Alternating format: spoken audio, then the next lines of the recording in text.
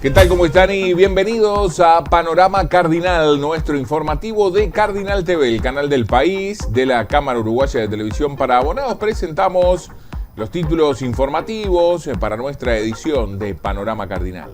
Tras reunirse con el presidente de la República, profesor Yamandu Orsi, el titular de la Junta de Galicia, Alfonso Rueda, se expresó en una conferencia de prensa. Tendremos su palabra. El presidente de la República, Yamandu Orsi, habló en la ceremonia de inauguración de la cosecha del arroz en el departamento de 33. La intendenta de Canelones, profesora Gabriela Garrido, participó de la asunción de nuevas autoridades de la Jefatura de Policía de Canelones. Programa Playa Accesible de Maldonado alcanzó récord de asistentes durante la temporada 2025. Tendremos la información. El Museo de Tacuarembó inauguró la muestra Todas las mujeres, todas las ciencias, en homenaje a científicas uruguayas. Hans Hannibal de Libertad junto a Federico Chambías lograron medalla de oro en Chile. Compartiremos la información. Y vamos a comenzar el desarrollo de la información que tenemos para compartir con ustedes en Panorama Cardinal, destacando que tras reunirse con el presidente de la República, Yamandu Orsi, habló el titular de la Junta de Galicia, Alfonso Rueda Valenzuela, que expresó distintas opiniones en conferencia de prensa. Aquí lo compartimos. Muchas gracias, muy buenos días. Bueno, gracias a todos ustedes por asistir a esta conferencia de prensa que tiene lugar después de haber sido recibidos en audiencia oficial junto con el embajador de España en Uruguay, el consejero de Empleo y Migración y la delegada de la Junta de Galicia en Uruguay por el presidente Orsi. Lo primero que tengo que agradecer es precisamente el mismo hecho del recibimiento de la audiencia. Soy el primer dirigente extranjero después de toma de posesión, es cierto que es reciente, pero el primero que ha tenido el honor de ser recibido a audiencia oficial, y lo quiero agradecer y tomarlo además como lo que creo que es un reconocimiento a la presencia y a la potencia de la comunidad gallega en Uruguay, de los más de 70.000 españoles que residen en este país. En Uruguay, más de 40.000, por lo tanto un porcentaje muy importante, son ciudadanos de origen gallego y, por lo tanto, creo que esta audiencia es un reconocimiento precisamente de esa potencia y esta presencia tradicional de la colectividad gallega, de la gente de Galicia en este país con el que compartimos profundos lazos históricos, culturales y humanos. Es una relación que se ha forjado a lo largo de siglos de emigración gallega. Llevamos muchos años en este país y, como siempre decimos, y es una característica de los gallegos que han salido de otros países, están perfectamente integrados en las sociedades que los acogieron, sin olvidar nunca sus raíces.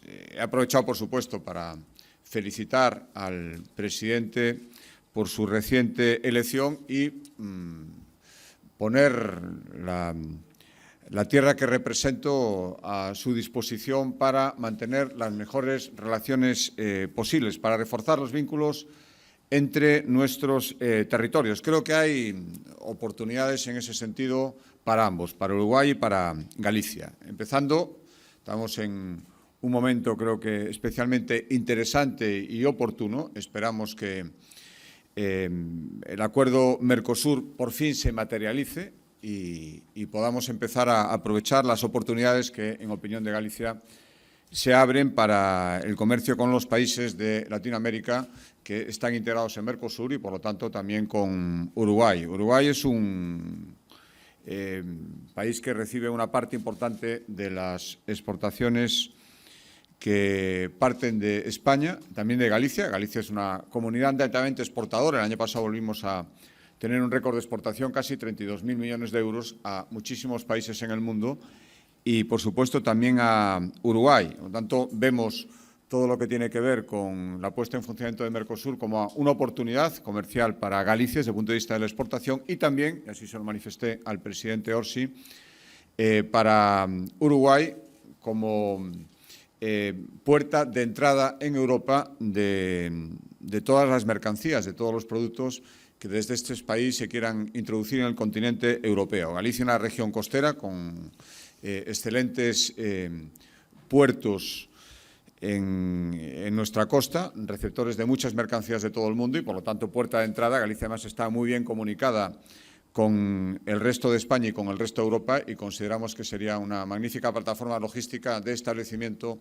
de inicio de la entrada de mercancías de este país hacia el continente europeo. Al mismo tiempo, le puse de manifiesto, y esto es un convencimiento que tenemos en Galicia hace muchísimo tiempo, y sinceramente pienso que en España también, la importancia, decía, que le dan las empresas gallegas, algunas de las cuales llevan trabajando muchos años en este país, a la percepción de estabilidad y de seguridad jurídica que irradia Uruguay, incluso con independencia de los cambios de gobierno que se puedan producir. Y creo que esto, en esta zona especialmente, es intensamente apreciado. Por lo tanto, le manifesté que esta cualidad nosotros percibimos, que perciben las empresas gallegas que aquí trabajan o pueden estarse planteando establecerse, es fundamental. Por lo tanto, quería remarcarlo. Creo que es una cualidad en estos momentos especialmente muy importante. La seguridad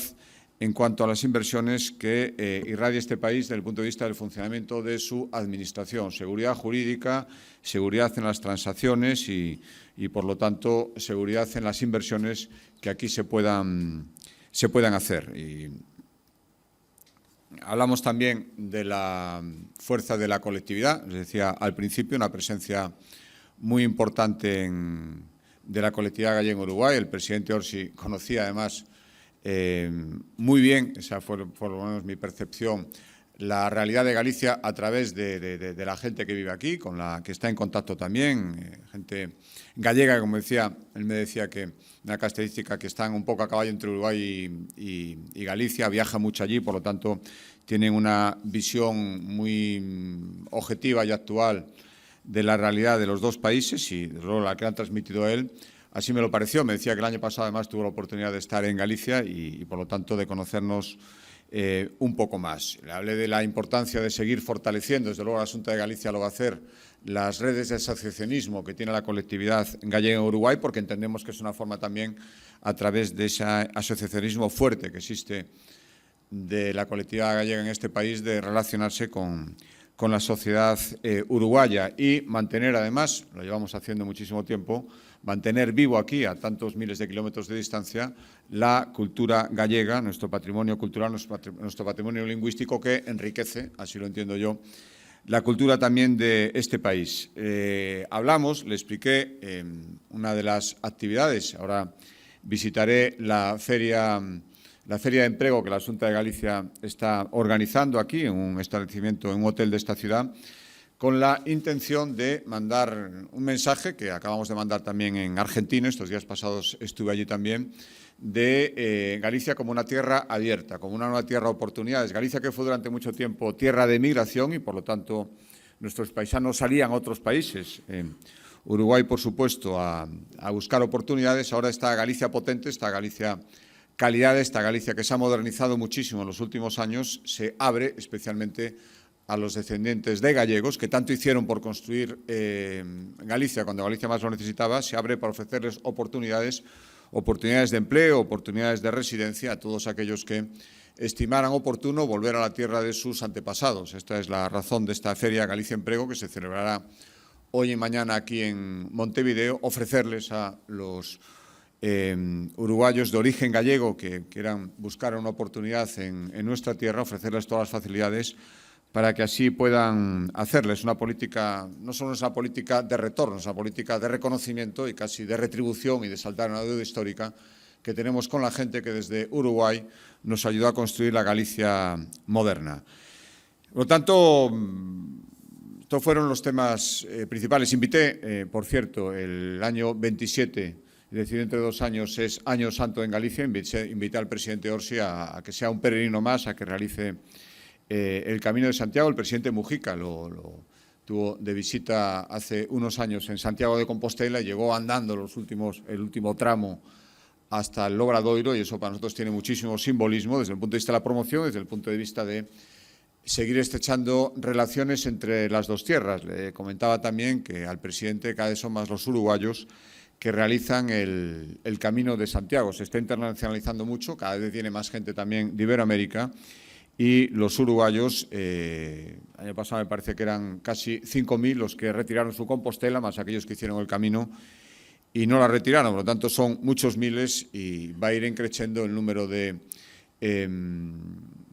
uruguayos que vengan a hacer el Camino de Santiago, y nos encantaría que el presidente Orsi fuera un peregrino más. Por lo tanto, esto fue el resultado de esta visita, no es más que el inicio de las relaciones con el nuevo presidente de la República de Uruguay. Continuación, además, tuve el honor hace algo menos de 3 años de ser recibido por el anterior presidente, por el presidente Lacalle, y al final lo que se trata es de seguir manteniendo esas relaciones estables, esas relaciones entre dos tierras que tienen muchísimo que ver, que están muy unidas, ya digo, a través de la presencia de muchos gallegos en esta tierra. Y quiero pensar, porque así me lo transmiten los gallegos cuando los visito aquí, que una parte de lo que es Uruguay como nación se entiende con la aportación de los gallegos e, insisto, una parte muy importante de Galicia moderna se entiende con la aportación de los uruguayos que un día salieron de Galicia y sus descendientes, y sin olvidarse de construir este país, siempre tuvieron presente que sus aportaciones eran fundamentales para construir la Galicia moderna que hoy somos. Por lo tanto, ya digo, un honor haber sido recibido por el presidente, haber sido el primer mandatario, y quedo a su disposición para cualquier pregunta que deseen hacer. Más información en Panorama Cardinal. Tenemos la palabra del presidente de la República, Yamandú Orsi, destacando la inauguración de la cosecha de arroz en el departamento de 33. Dicen que hacer las cosas bien, y fundamentalmente en esto de la tarea del gobierno, hay que embarrarse. Arrancamos bárbaro, nos habían avisado, pero no vinimos muy preparados. Dijimos, no será para tanto, y bueno, ya quedaron las botas. Agradezco, por supuesto, la invitación, y agradezco y es bueno que se sepa que no es la primera vez que me invitan. Eso quiere decir que hay una sensibilidad y una consideración por parte de la ACA de que todos los uruguayos deberíamos saber bastante más de lo que pasa y lo que implica y lo que significa la producción de arroz. Supe estar en el anterior, creo que fue. Por supuesto, la producción de arroz es fundamental cuando uno analiza los números, el PBI, el dinero que ingresa, el trabajo. Pero también es bueno reconocer que esta producción es una escuela de desarrollo para el país. Yo, en mis años de estudio de la historia, cuando hablábamos del Uruguay rural, por supuesto que en aquellos viejos textos se hablaba de la ganadería, también de la agricultura. Yo vengo de una zona chacarera, viticultora, vitivinicultora, frutícola. Y bueno, y exploramos la generación de la riqueza en Uruguay, y el arroz, sin duda, ha llegado en los últimos años con cada vez más fuerza. Por eso digo que es una escuela de desarrollo, porque el ejemplo, el modelo, la enseñanza que nos deja su asociación y sus colegas, una enseñanza de inversión, de tecnología y fundamentalmente de articulación entre privado, pero también público y privado. Hemos escuchado, no es la primera vez, incluso en algunas reuniones que he tenido con ustedes, la necesidad de crecer, de hacer crecer la producción, y usted mismo lo ha transmitido. Esto implica más superficie y más agua capturada. También he sabido, a lo largo de estos años, que Uruguay es un país, que tengo las cifras por acá, pero por metro cuadrado cae unos 1.500 litros de agua por año, y que el 50% de esa existencia de agua se va al océano, y que, una obviedad, disculpen, que la clave está en capturar y ser capaces de ese 50% quedarnos con la existencia de agua como para poder utilizarla en la producción.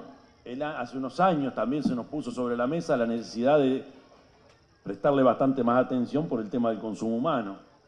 Así que, ya lo dijo el señor ministro, que como habrán visto, él sabe utilizar la equidistancia también, y no solo les habla a ustedes, sino después nos habla a todos nosotros, el equipo. Y lo tuve que decir ahora cuando él bajó, cuente también con este presidente, porque nos interpela y está bien que así sea. Y esa necesidad de quedarnos con más agua implica, por supuesto, inversión, implica resolver una gobernanza de esto de este desafío que tenemos, implica fundamentalmente que conozcamos, que el Uruguay todo conozca, porque no sé si en todas partes del Uruguay, y fundamentalmente del Uruguay urbano, se tiene noción de cuánto hay detrás de un kilo de arroz o cuánto hay en la producción de esa carne que cada vez es más gustosa. Yo creo que no, que tiene que ser parte de nuestra educación, por supuesto como políticos, pero la sociedad toda. Y no es fácil, y la gobernanza implica que estemos varios actores involucrados si es que vamos a dar un paso. También sé que si nosotros repicáramos todo el agua que se captura o que se embalsa o que se represa para el arroz, para las 147.000 hectáreas, creo que algo así es, si esto lo repicáramos en otra producción o en otra parte del país, representaría, por ejemplo, de acuerdo a lo que me dicen los técnicos, que, por ejemplo, 650.000 hectáreas dedicadas a otra producción podrían tener la ventaja del agua fundamentalmente cuando viene un año difícil. Entonces, sin duda tenemos un desafío y que lo aprendemos de ustedes y que ustedes nos han enseñado y nos han mostrado el camino. Y ese desafío implica una estrategia para encarar este tema del riego. Y esa estrategia no es solo el Estado, es también con los privados y se precisa inversión privada y se precisa ver cómo, además de la gobernanza, cómo seducimos o cómo atraemos o cómo seguimos incentivando o cómo el Estado puede incentivar que cada vez más privados se involucren en esto y que tengan un retorno y todos tengamos un retorno, porque estas inversiones no son de poca monta. Por lo tanto, como implica una cantidad de años, implica involucrarnos como Estado y eso implica una política de Estado. En la política de Estado también tiene que tener agilidad y dinamismo. No puede ser, no, vamos a reunirnos y vemos y hacemos un estudio que nos lleve 10 años, no. Ya hay estudio hecho, ya hay trabajo hecho y hay antecedentes en otras áreas del gobierno nacional o en otras áreas del Estado. Hay antecedentes de trabajo, por ejemplo, en lo que es infraestructura nacional. Por eso, acertadamente, el canario recién decía que vamos a contar con la CND y le vamos a pedir a la CND que nos ayude en esto y hagamos los diseños para que privados y públicos vuelquen ahí conocimiento, oportunidad, que encontremos desde ese ámbito también las oportunidades de financiamiento para que esto sea una realidad. Y en esa articulación que tenemos que hacer para que el riego se multiplique, que tenemos que hacer para que la superficie de arroz siga destinada al arroz siga creciendo, sin duda tenemos que articular con distintos organismos del Estado. Y cuando recién se mencionaba qué ministros, qué ministras están acá, no es casualidad y no es inocente. Queremos que estén y quisieron estar. Y es importante que la UTE esté sentado en esta mesa, que el Banco Repúblico esté sentado en esta mesa y los intendentes, el Congreso de Intendentes estén sentados en esta mesa, pero para resolver y andar rápido. Porque las claves ya las sabemos, inversión privada, retorno, porque sabemos que el resultado es siempre mejor y es beneficioso para toda la población, no solo para el que produce. Algunas cifras que ya las tiraron acá. Yo digo que la celebración de la cosecha o la celebración de la producción es milenario, es de origen milenario. Yo vengo de una zona donde en otra época, recién hablábamos, mis padres me hablaban de la trilla y cómo la celebraban. Vivimos en un país donde la yerra es una actividad que convoca. La vendimia, allá en nuestro sur, siempre que se produce y se tiene el fruto de la producción, es una fiesta no solo de la economía, sino también identitaria. Y tenemos un compromiso como nación de conocernos bastante más. Yo lo hablé en campaña, pero lo sigo sosteniendo. Cuando el país ha dado pasos firmes hacia un desarrollo, o cuando el país ha dado pasos firmes hacia el crecimiento nacional y todos hemos podido disfrutar bastante más de los beneficios de esos crecimientos, es cuando a nivel nacional se da una reconciliación entre los distintos espacios, lo urbano, lo rural, la capital, el interior y cada una de las zonas del país conociéndose. Y ahí tenemos una tarea como gobierno también fundamental, que es un plato de comida, un paquete de arroz, un litro de leche, un buen asado, tiene atrás mucho trabajo. Y si bien no es un producto que uno diga que de alta complejidad industrial, tiene mucho pensamiento, mucha inversión, mucha capacidad, mucha tecnología, mucha genética. Y el Estado no puede abandonar nunca esa participación en institutos como los que recién se nombraron, como definición nacional tenemos, como definición de gobierno. Apostar mucho a la tecnología, a la ciencia y que esa ciencia sea aplicada en la producción. Todo lo que usted nos dijo, acusamos recibo, incluso veo a los ministros hacernos una seña de que ese desafío va para cada uno de ustedes. No solo el ministro de Economía, como alguien puede pensar. Acá hay muchos ministros y muchas instituciones que están dispuestas a remangarse, embarrarse y trabajar para que el país y que la producción sea un emblema. Y lo dijo usted también. Uno tiene la sensación de que en algún momento uno llega y tenemos un buen arroz, tenemos una cantidad de hectáreas, pero también usted nos presentó los desafíos que tenemos de futuro, porque otros países hacen lo mismo y ahí la carrera por conseguir mercado es fundamental y la sensación es que uno nunca termina de llegar en ninguno de los rubros. Y a veces hay contratiempos y hay veces que son buenos años. No nos vamos a quedar tranquilos por más buenos años que haya, no nos vamos a quedar tranquilos por más coyunturas favorables que haya.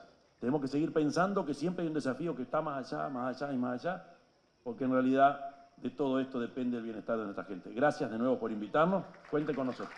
Seguimos con más información en Panorama Cardinal, proponemos una pausa, luego de la misma continuamos la recorrida informativa por todo el país. El cable llegó a todas tus pantallas. Si tenés cable en tu casa, entonces puedes tener gratis Cable Play, la aplicación del cable para todos tus dispositivos. Con Cable Play, mira televisión, dibujitos y deportes en vivo. Estés donde estés. Disfruta del cable sin límites con el contenido más variado en tu celular o tablet. Suma más pantallas y mira el cable desde donde quieras. Comunícate con tu operador de cable, descarga la app y disfruta de todo lo que Cable Play tiene para vos. Cable Play, lo que querés, donde querés.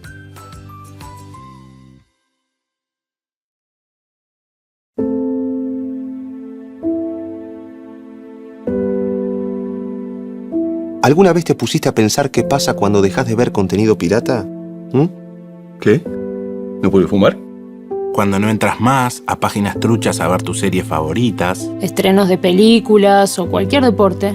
Un montón de puestos de trabajo ilegales. Ilegales. ¿Ilegales? Ilegales. Se ven en peligro. Pero no solo nos perjudicamos quienes vendemos contenidos piratas. También nos perjudicamos miles de ladrones y estafadores en todo el mundo. En todo el mundo. Que no podemos acceder a tu correo electrónico, A tus redes sociales. A tus fotos. Contraseñas. Todos tus secretos digitales. Todo se vende. Seguro pensás, si dejo de ver contenidos de manera ilegal, no va a afectar a nadie. Pero si todas las personas que los consumen hicieran lo mismo, ¿de dónde robaríamos las bases de datos? ¿A quién estafaríamos? ¿A quién estafaríamos? ¿A quién? Pensalo. Consumir entretenimiento de manera ilegal, además de ser un delito, expone tu seguridad y afecta a la industria haciendo perder miles de verdaderos puestos de trabajo. Suscríbete a servicios oficiales para disfrutar tus contenidos de forma legal y segura. No fomentes la piratería.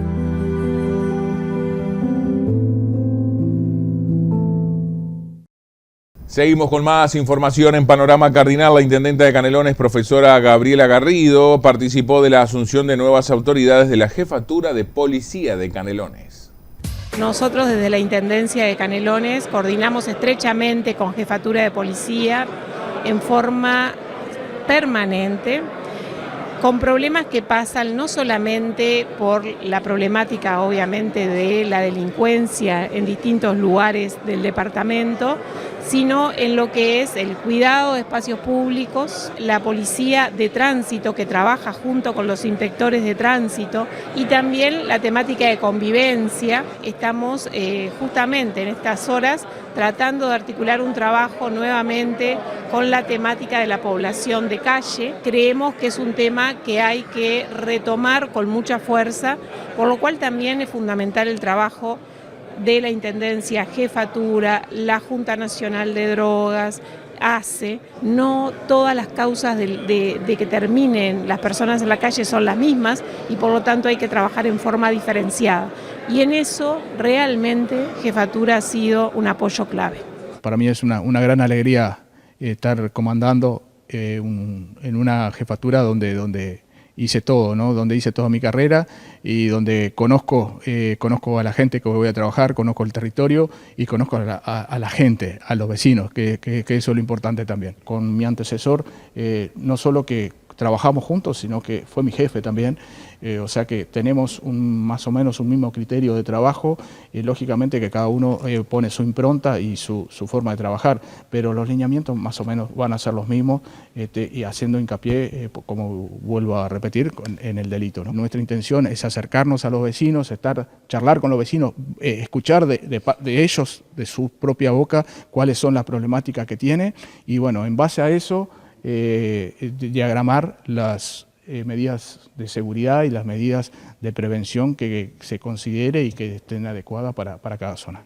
De Canelones nos vamos a Maldonado con la información en Panorama Cardinal. Programa Playa Accesible de Maldonado alcanzó récord de asistencia durante la temporada 2025.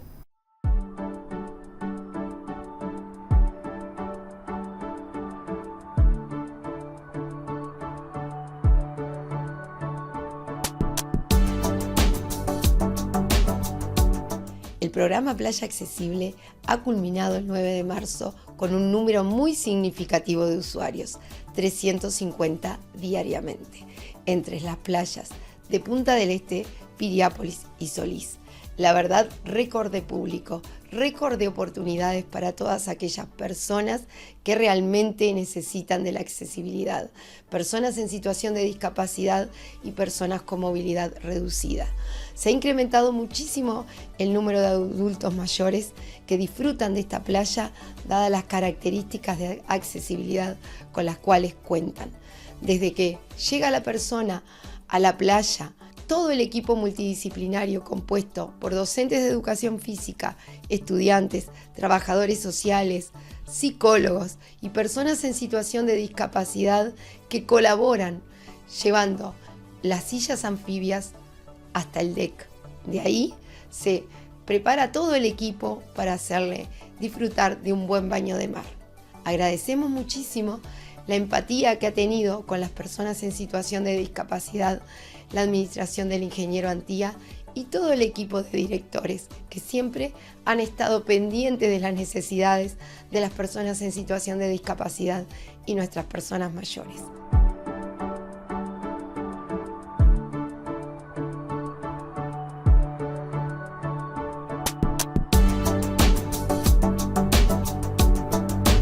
La infraestructura también ha avanzado en 100% de accesibilidad, dado que tuvimos que incrementar las alfombras, las barandas, la cantidad de carros anfibios y también la cantidad de docentes, porque este programa vino para quedarse, para que todas aquellas personas de nuestro departamento, de nuestro país y muchos turistas hayan elegido nuestras playas accesibles. Muchas personas con problemas de movilidad reducida que vieron que tenían ahí un lugar para disfrutar. Una visita muy significativa para lo que es el equipo de Playa Accesible fue que el Centro Seremos, ex Colonia Echepare del Pabellón 11, hayan venido 3 días a disfrutar de nuestras costas. Todas estas personas en situación de dependencia, en situación de discapacidad severa, que no conocían el mar y todas estas maravillas de Piriápolis, lo hayan hecho en nuestra playa accesible. La inversión ha sido de 4,5 millones de pesos, una inversión que más que justificada para seguir avanzando en accesibilidad y oportunidades para todos.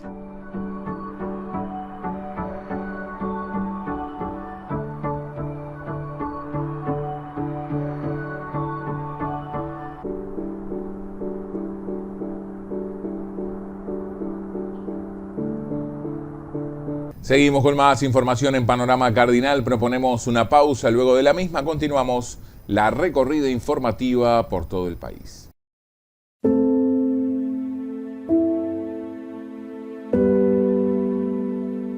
¿Alguna vez te pusiste a pensar qué pasa cuando dejas de ver contenido pirata? ¿Qué? ¿No puedo fumar? Cuando no entras más a páginas truchas a ver tus series favoritas. Estrenos de películas o cualquier deporte. Un montón de puestos de trabajo ilegales. Ilegales. ¿Ilegales? Ilegales. Se ven en peligro. Pero no solo nos perjudicamos quienes vendemos contenidos piratas. También nos perjudicamos miles de ladrones y estafadores en todo el mundo. En todo el mundo. Que no podemos acceder a tu correo electrónico, A tus redes sociales. A tus fotos. Contraseñas. Todos tus secretos digitales. Todo se vende. Seguro pensás. Si dejo de ver contenidos de manera ilegal, no va a afectar a nadie. Pero si todas las personas que los consumen hicieran lo mismo, ¿de dónde robaríamos las bases de datos? ¿A quién estafaríamos? ¿A quién estafaríamos? ¿A quién? Pensalo. Consumir entretenimiento de manera ilegal, además de ser un delito, expone tu seguridad y afecta a la industria, haciendo perder miles de verdaderos puestos de trabajo. Suscríbete a servicios oficiales para disfrutar tus contenidos de forma legal y segura. No fomentes la piratería.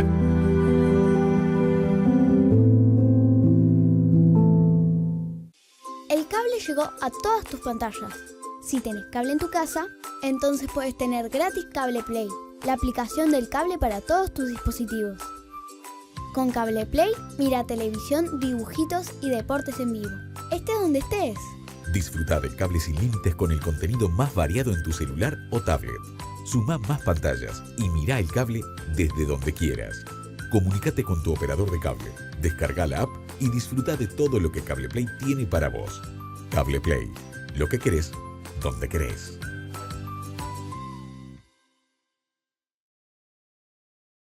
La televisión para abonados del interior cuenta con 421.000 conectados a los servicios. Gracias al esfuerzo de todos los cableoperadores, eso permite emplear a más de 2.000 personas de forma directa, con $20 millones al año en salarios, y permite beneficiarse a más de 20.000 personas de forma indirecta que cuentan con comercios y servicios en todas las localidades del interior del país. La televisión por cable del interior realiza aportes por más de $40 millones al año en impuestos que son destinados a educación, salud, desarrollo social y desarrollo del Uruguay entero. Se han creado más de 100 medios de comunicación locales plurales, libres e independientes, enfocados en difundir la cultura, tradiciones, información, deporte y entretenimiento local, lo que permite reflejar la identidad de nuestro interior tan rico y maravilloso. La televisión por cable del interior ha sido responsable de acortar la grieta cultural entre el interior, la capital y el mundo. Por los cables del interior circulan políticos de todos los partidos, todas las sociedades civiles organizadas, instituciones educativas de toda índole y todos los ciudadanos de todas las ciudades, centros poblados o zonas rurales que necesiten expresarse o necesiten cualquier tipo de colaboración. La televisión por cable del interior ha sido pionera en América Latina en ofrecer servicios 100% digitales, permitiendo la llegada de información y contenido mundial y en tiempo real. Para seguir mejorando los servicios y poder brindarle mayor calidad a todos los habitantes del interior del país, hoy más que nunca necesitamos que el Estado permita incorporar Internet a nuestras redes. CUTA, Cámara Uruguaya de Televisión para Abonados. Seguimos con más información en Panorama Cardinal. Bueno, el Museo de Tacuarembó inauguró la muestra Todas las mujeres, todas las ciencias, en homenaje a científicas uruguayas. Esta actividad se enmarca de mujeres científicas, se enmarca en lo que la ONU instauró desde 2015, que es el Día de la Mujer y la Niña en las Ciencias, en particular en la ingeniería, en el arte y en las matemáticas. ¿Por qué? Porque hay muy bajo porcentaje de mujeres en esas ramas de la ciencia. Entonces, esta muestra que se hace es una colaboración entre el Instituto de Investigaciones Biológicas Clemente Estable, que luego al final les voy a contar un poquito, y Montevideo Shopping, permite que cada año se reconozcan a 12 mujeres en las áreas de conocimiento más diversas. Ustedes van a encontrar desde, por ejemplo, Ida Holz, que es...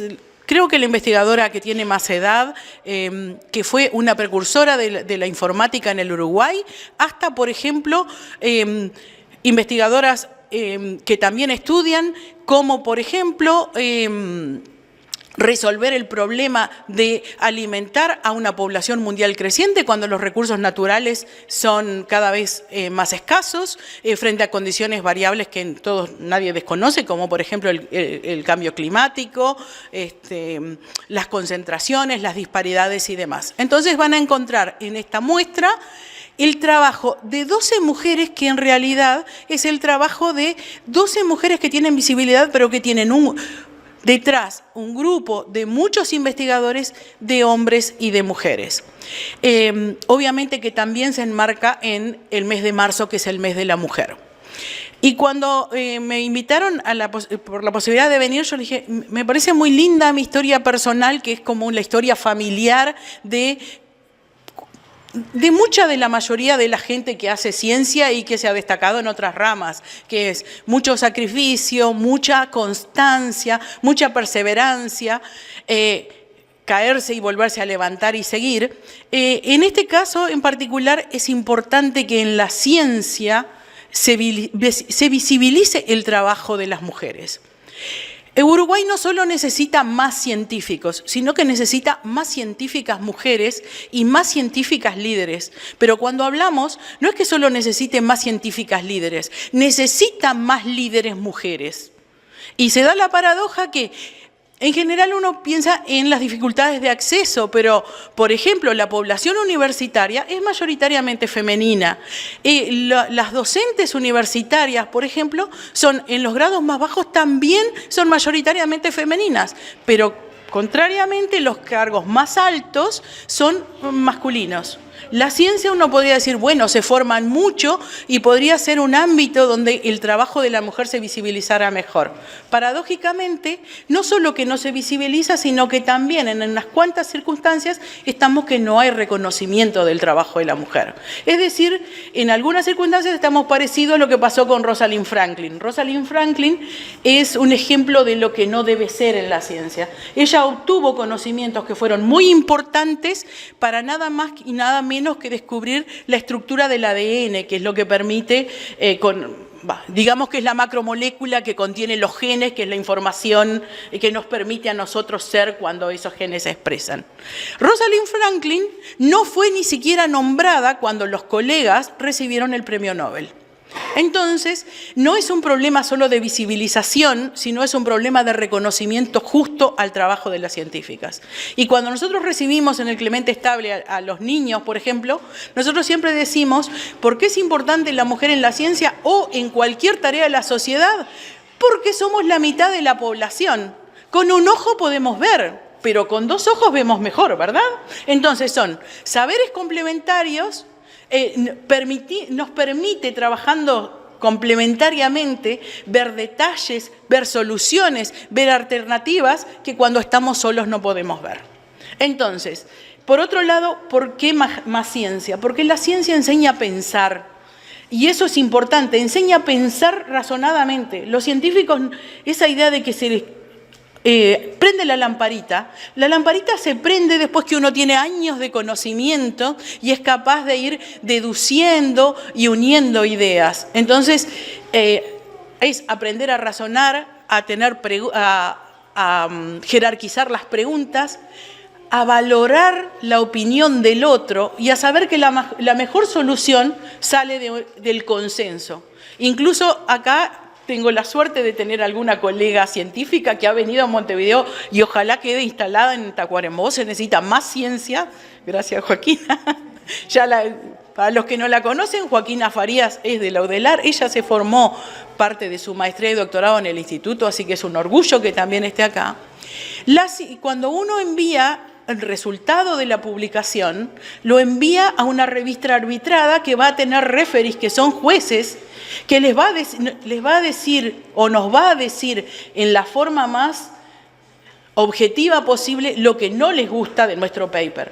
Nosotros primero nos enojamos, como toda buena creación, nos enojamos que no comprendieron, siempre decimos no entendió lo que queremos decir, pero después de tomar ese trabajo, bajar los egos y los orgullos y tratar de entender qué es lo que el otro no entendió o que entendió que se podía mejorar, el paper que sale publicado, el trabajo resultado, es mejor y es un trabajo conjunto, no solo de los autores, sino también de los investigadores, de los revisores. Entonces, la ciencia, cuando enseña a respetar la opinión del otro y a uno reconocer que no siempre tiene la verdad, está enseñando a tener consensos. Es decir, cuando uno hace ciencia o aprende ciencia, está aprendiendo a vivir en sociedad. Entonces, ¿por qué la ciencia es beneficiosa para un país? Porque la base de los consensos y de las mejores soluciones surgen fundamentalmente de actividades científicas en todos los campos. Acá van a encontrar caricaturas de cientistas sociales, de las ciencias básicas y de las ciencias duras, como por ejemplo la informática. Son necesarias todas las ciencias y es necesaria una ciencia nacional. Uno para comprar tiene que conocer lo que compra. Entonces a veces nos dicen, no, nosotros somos un país pobre, no podemos invertir en ciencias. Bueno, cuando los países son más pobres y están más asfixiados o más necesitados es cuando necesitan más ciencia nacional. ¿Por qué? Porque ahí uno aprende a pensar, aprende a tener criterios y aprende incluso a comprar la tecnología. Si nosotros no sabemos y no tenemos criterios científicos para comprar la tecnología, nos puede pasar que compremos cosas que no sepamos usar, que no se puedan aplicar en el país. Un ejemplo, por ejemplo, que hace mucho tiempo venían los coches con catalizadores para evitar la emisión de plomo. Nosotros teníamos y se producía nafta con plomo. Entonces el catalizador no servía. Comprábamos coches mucho más caros, el catalizador se lo sacaban o, por ejemplo, se envenenaba, les decían, y en definitiva estábamos comprando algo que era más caro que no nos servía.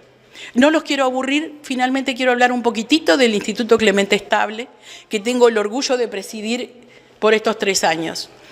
Clemente Estable es uno de los considerados padres de la ciencia del Uruguay y de la región. Para los que no conocen, Clemente Estable, por ejemplo, fue el que instauró un programa pedagógico en las escuelas y en los docentes. Su único título fue maestro y fue el que permitió que, por ejemplo, la biología y las ciencias de la vida se estudiaran como ciencias experimentales. Este señor maestro, allá por el 20, le escribió nada más ni nada menos que a Ramón y Cajal, que fue el Premio Nobel de Medicina en 2006. Y fue tan convincente que Ramón y Cajal lo aceptó. Imagínense un premio Nobel aceptando en su laboratorio a un maestro de escuela. Un maestro de escuela que también nació en Canelones, es decir, también es del interior del país. Y también era de familia media y de inmigrantes, es decir, sí se puede.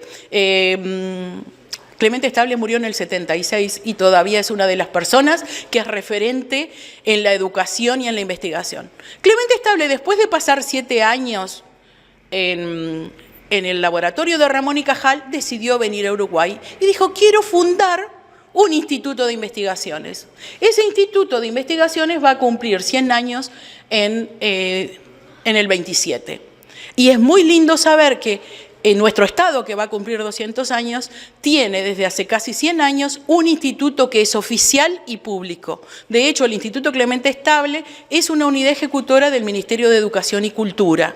Es decir, es el único instituto de investigación que está dentro de la órbita del Ministerio o del gobierno central, que no trabaja solo, que trabaja con todas las instituciones. Veo colegas de línea, colegas de la UDELAR, colegas del Instituto Pasteur, colegas de otras instituciones, que es lo que también nos permite transversalizar y nos permite crecer. Muchas veces nos dicen, el Pasteur es más conocido, tiene más marketing y es una sucursal de otro, y nosotros queremos que vengan otros institutos, no solo el Pasteur, sino el Max Planck, el MIT de Harvard, un pequeño TEC de Monterrey, pero el Instituto Clemente Estable sigue siendo porfiada y tesoneramente un instituto de investigación en ciencias de la vida, que es oficial del gobierno abierto, que también ha sido pionero en estas actividades de difusión. Nosotros, digo nosotros porque tengo la camiseta y la identidad puesta, fuimos la primera institución que abrimos el instituto y los laboratorios para que fueran niños, escolares y liceales. De hecho nos visitan cada 15 días. Hicimos el Instituto de Puertas Abiertas, fuimos pioneros, de hecho lo hacemos el Día del Patrimonio el sábado. Hacemos actividades con los docentes y realmente es un instituto de puertas abiertas. Tengo hermanas docentes que han aprovechado alguna vez las facilidades de poder contar con algún apoyo. Y bueno, muchas gracias. Gracias a ustedes, gracias a la familia y a todos los apoyos. Y es un orgullo ser de Tacuarembó. Seguimos con más información en Panorama Cardinal. Cambiamos de tema, nos vamos al departamento de San José para destacar a Hans Hannibal de Beach Volley de la selección uruguaya, que participó junto a Federico Llambías en Chile y lograron medalla de oro. Aquí compartimos el informe. Bueno, lo adelantábamos a través de nuestras redes sociales. Bueno, orgullo para la zona. Hans Hannibal, con su participación en la selección uruguaya de beach volley junto a su dupla Federico Llambías, bueno, se quedaron con la medalla de oro en la tercera etapa del circuito sudamericano de beach volley disputada en Rancagua, Chile. Vencieron 2-1 en la final a los primos Marco y Esteban Grimal de Chile, los locatarios. La dupla celeste debutó en la competencia cayendo por el grupo D ante los paraguayos Gonzalo y Juliano, y luego vencieron a los chilenos Brian y Seura por 2-0. Esto los llevó a los octavos de final, donde vencieron a Iglesias y Martín de Chile por 2-0, mientras que en cuartos de final hicieron lo propio con Ameiva y Bueno de Argentina. En las semifinales, en un partidazo, los uruguayos dejaron por el camino a los brasileños, Arthur y Adrilson. Allí llegaron a la definición ante los Grimal de Chile, con victoria por 2-1. Hans Hannibal y Federico Llambías vienen de ser plata en la segunda etapa que se había disputado en los Andes, Chile, y anteriormente habían caído en octavos de final en la primera disputada en Chapandamal, en Argentina. En el circuito sudamericano, la dupla mejor ubicada en cada etapa suma puntos para su país, en este caso para Uruguay, en los 8 eventos de la temporada. La suma total de puntos de la temporada anterior clasifica a 4 duplas para el Mundial de Australia, que será en el mes de noviembre. Excelente resultado, medalla de oro en esta tercera etapa del circuito sudamericano para la dupla de Uruguay y un jugador de nuestra zona como Hans Hannibal, que representaron y dejaron bien en alto al Uruguay con esta medalla de oro en Chile. 10 para Chile, 13 para Uruguay. Esteban y el servicio. Armó Hans, viene Nico. El bloqueo de Marco. No la pudo rescatar Hans Hannibal. Chile 11, Uruguay 13. Qué momentos de partido, porque está sintiendo, me parece, la presión Uruguay. Y volverá a insistir Esteban con el servicio sobre Nico. Hans arma, viene Llambías. Hubo roce en Marco Grimal. Y esto es punto de campeonato, punto de medalla de oro para Uruguay. Uruguay 14, Chile 11. 3 oportunidades para Uruguay. Y en el cambio de lado, además, el quinto. El público alienta a los chilenos. Servicio de Hans. Arriesga o toca. Arriesga un poco sobre Marco. Armó Esteban. Ahí está Marco. El bloqueo de Nicolás Llambías. Y es medalla de oro para Uruguay. Se cuelgan el oro. Se suben a lo más alto del podio. Hans Hannibal y Nicolás Llambías aquí en Rancagua. Llora Nico. Celebra Joan Vías. Triunfazo uruguayo. 21-19 el primer set. Perdieron el segundo 15-21. Ganaron 15-11. Uruguay no va para celebrar el oro en Rancagua. Qué tremenda final la que vivimos. Tremenda la participación de Uruguay, siendo muy superior en el último set. De esta forma finalizamos el Panorama Cardinal, nuestro informativo de Cardinal TV, el canal del país, de la Cámara Uruguaya de Televisión para Abonados. El agradecimiento a los colegas por su participación y nos reencontramos mañana con toda la información. Muchas gracias.